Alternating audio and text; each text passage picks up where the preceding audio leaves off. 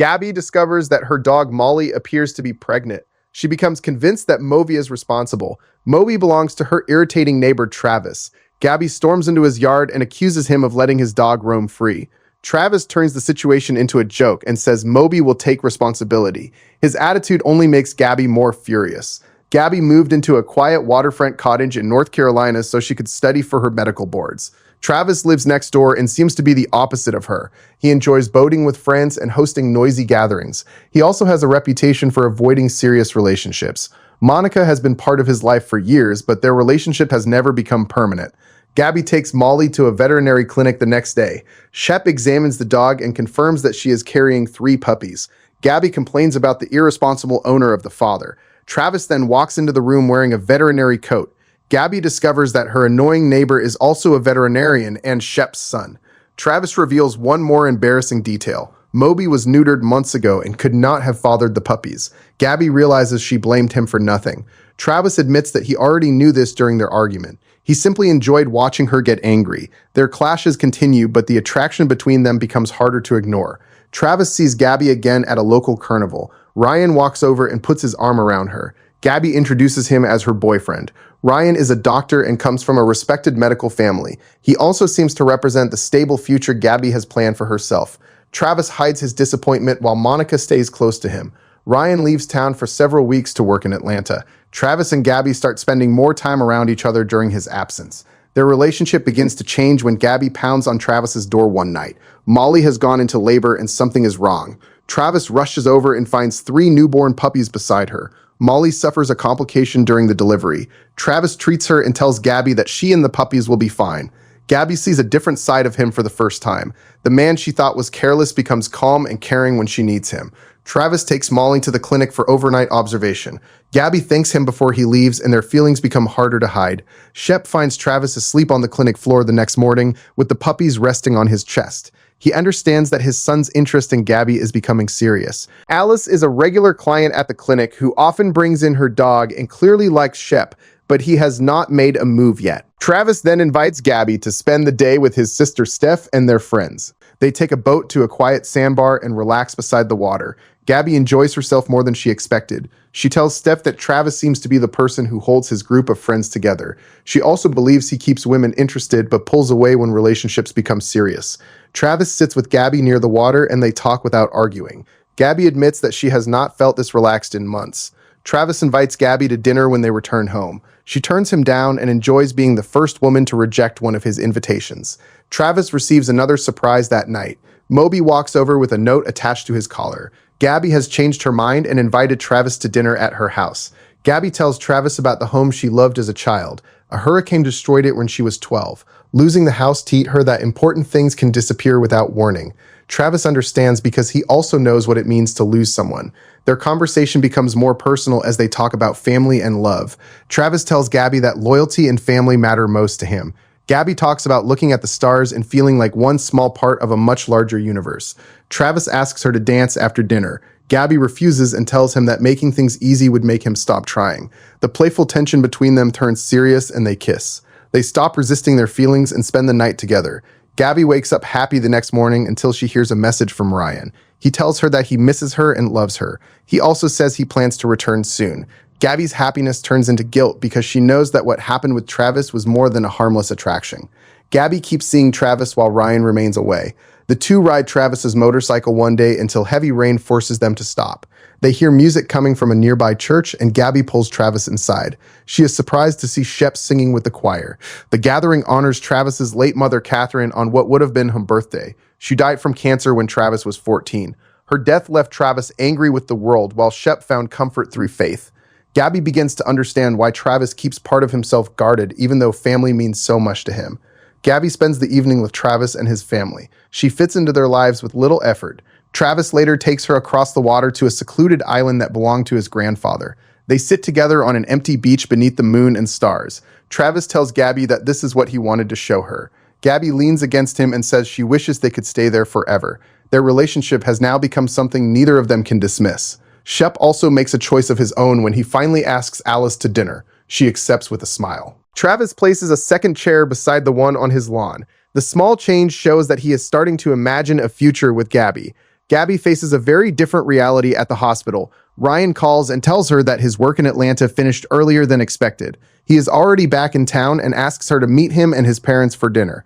Gabby meets Ryan at dockside that night. He welcomes her with affection and has no idea what happened while he was gone. Travis is also at the restaurant and approaches their table. Ryan's parents recognize him because he treated their dog and invite him to join them. Travis declines and looks directly at Gabby before walking away. Gabby follows him outside. Travis asks if she plans to tell Ryan about their relationship. Gabby admits that she does not know what to do. Travis becomes hurt and accuses her of treating him like a temporary adventure before returning to her safe life with Ryan. Gabby argues that Travis only chases things because he wants to win.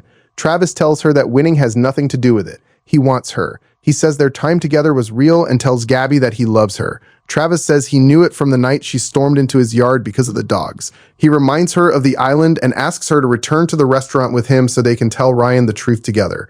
Gabby starts crying because she still cannot choose. Travis understands that he cannot make the decision for her. He walks away and leaves her alone on the boardwalk. Gabby tells Ryan everything after Travis leaves. Ryan reacts with anger and walks away. He returns the next morning after calming down. Instead of ending their relationship, he asks Gabby to marry him. Gabby leaves a letter for Travis on his chair and moves away from the cottage. Travis tries to continue his life without her, but nothing feels the same. Monica sees what is happening and tells him something he already knows. He will never look at Monica the way he looks at Gabby. Monica tells Travis that Gabby loves him too. She warns him that he may spend years regretting this if he gives up now. Travis finally stops waiting and gets into his truck. He drives to South Carolina to find Gabby. Travis arrives at Gabby's family estate without warning. He enters the house and embarrasses himself by mistaking another couple for her parents. Gabby's real parents soon appear and Travis tells them why he came. He loves Gabby and does not want to lose her. Gabby becomes angry when she sees him. She claims that she does not love him and accuses him of returning to Monica after she left. Her parents do not believe her. Her mother can see how strongly Gabby reacts to Travis. Her father says she has been waiting for him to appear since she returned home. Travis asks Gabby's parents for their blessing. Her father asks if he brought a ring. Travis did not. Gabby's mother removes an heirloom ring that belonged to Gabby's grandmother and gives it to him. Travis drops to one knee in front of Gabby. He says he has already told her everything he can. He now wants a lifetime to prove that he means it. Travis asks her to marry him. Gabby refuses at first, while Travis keeps insisting that her answer should be yes. Gabby stops fighting her feelings. She accepts his proposal and Travis puts the ring on her finger. The two marry and begin building the life they almost lost before it started. The years bring them 2 children and a happy life beside the water. Travis teaches their daughter how to fish. Gabby spends time with the children on the porch and in the yard. Moby and Molly remain part of the family. The difficult beginning of their relationship feels far behind them. One rainy night changes everything. Travis and Gabby plan to meet for dinner. Gabby leaves the children with a babysitter and goes to the restaurant. Travis finishes his work at the veterinary clinic and prepares to leave. A woman rushes into the clinic with a sick cat that needs help. Travis cannot turn her away.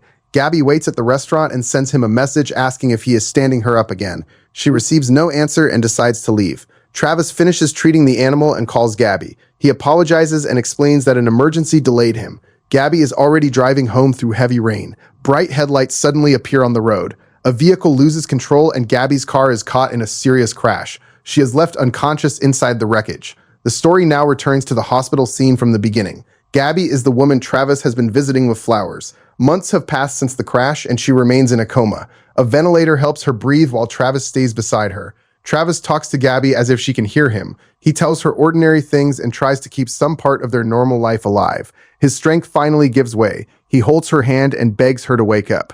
Ryan meets with Travis and Shep after 90 days. He explains that Gabby's chance of regaining consciousness has become extremely low. Gabby also left instructions about the medical care she wanted if she could no longer recover. Travis may have to decide whether keeping her on life support goes against those wishes. Travis cannot accept that Gabby's life should end this way. He also knows that keeping her alive may be a choice he is making for himself. Travis visits his mother's grave and tells Steph that he does not know what to do. He feels guilty for ignoring Gabby's wishes, but cannot bring himself to let her go. Steph promises to stand beside him. Hurricane Ivan approaches the coast while Gabby remains in the hospital. Most people prepare to evacuate, but Travis refuses to leave the area. He wants to stay close to Gabby. Travis secures the houses and waits through the storm with Moby. The hurricane leaves debris across the property. Shep finds Travis cleaning the damage and sees that his son is falling apart. Travis admits that he blames himself for Gabby's accident. He believes she would not have been driving home if he had arrived at dinner on time. Shep tells Travis that blaming himself cannot change what happened. He explains that people sometimes break under the weight of life. Healing starts when they begin putting the pieces back together. Moby starts barking near the dock after the storm. Travis searches the debris and finds Gabby's handmade seashell and sea glass wind chime. It survived the hurricane without breaking. The discovery gives Travis a new purpose. He takes lumber and tools to the private island where he once sat under the stars with Gabby. Travis builds a wooden gazebo overlooking the ocean. He hangs Gabby's wind chime inside it. Travis returns toward town after finishing the gazebo. He leaves his phone behind on the boat. The screen shows 15 missed calls. Travis reaches the hospital and sees the doctors and nurses looking at him with tears and smiles.